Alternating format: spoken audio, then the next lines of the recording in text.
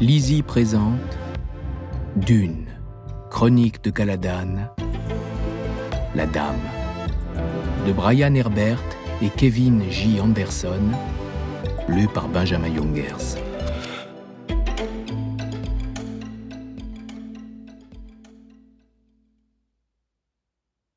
Le programme de sélection génétique du Kwisatz Haderach a été conçu pour bénéficier à l'humanité tout entière. Mais à quel prix? Au prix de combien de vies humaines? Dame Jessica Atreides, archives personnelles. Au fond d'un gouffre, voilà où elle était, tant dans sa tête que dans son cœur. Chaque seconde qui passait l'éloignait davantage de Caladan, du duc Leto et de Paul. Après avoir reçu l'ultimatum du Bene Gesserit et la menace contre sa famille qu'il contenait, Jessica avait traversé les galaxies à bord d'un long courrier de la Guilde, ramené de force sur Wallach 9 comme quelques garnements récalcitrants. Quitter le gigantesque vaisseau en orbite pour retrouver le monde froid et gris de la communauté ne lui faisait assurément pas chaud au cœur. Reverrait-elle jamais Caladan? Reverrait-elle Leto ou Paul?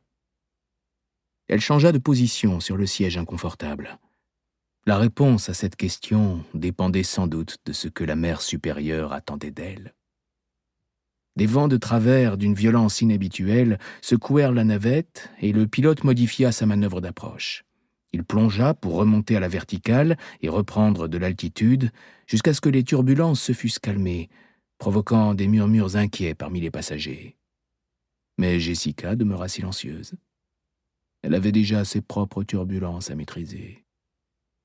Elle voyait, dans les gros nuages tourbillonnants qu'elle apercevait par le hublot, un reflet du trouble qui l'habitait.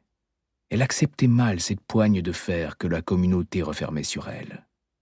Elle avait vécu de nombreuses années loin de ses sœurs, croyant jouir sur Caladan d'une indépendance totale. Là, elle n'avait eu qu'à faire claquer le fouet. Une convocation du Bene Gesserit ne se discutait pas. La révérende mère Morayam avait menacé de détruire Leto, d'anéantir toute perspective d'avenir pour la maison Atreides si Jessica n'obéissait pas. Or, la communauté avait indéniablement les moyens de mettre cette menace à exécution. Le Bene Gesserit l'avait arrachée définitivement à Caladan, parce qu'il avait besoin d'elle pour mener à bien ses propres projets.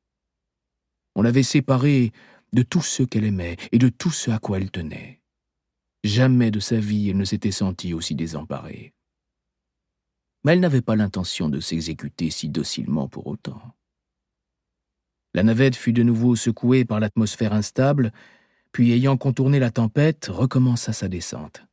Jessica aperçut alors la vaste infrastructure en contrebas. Ils approchaient de l'école mère. À travers le voile de nuages, elle discernait les anciens bâtiments et les annexes plus récentes, le faîte des toits de tuiles rouges, les petits arbustes qui tapissaient le parc. Le feuillage s'était paré d'orange et d'écarlate pour l'automne. Les différents locaux étaient reliés entre eux, tout comme les innombrables femmes au sein de la communauté, autant de pièces d'une complexe et puissante machine de guerre stratégique. C'était ici que l'orpheline qu'elle était avait vécu depuis sa plus tendre enfance. La communauté l'avait élevée, formée, endoctrinée. Sa vie était intrinsèquement liée au Bene Gesserit, l'avait été dès sa naissance et le serait jusqu'à sa mort. Elle lui appartenait. Elle se concentra sur sa respiration pour se calmer et s'éclaircir les idées, une des méthodes qu'on lui avait justement enseignées à l'école mère. Elle sentit la tension de ses muscles se relâcher. Elle devait être au mieux de sa forme, physique et intellectuelle, pour affronter ce qui l'attendait. Alors même qu'elle se recentrait, les turbulences résiduelles qui agitaient la navette s'apaisèrent et le dernier banc de nuages se déchira. La piste d'atterrissage qui jouxtait le campus apparut. Toujours vêtue à la mode de Caladan, Jessica se sentit soudain mal à l'aise, décalée.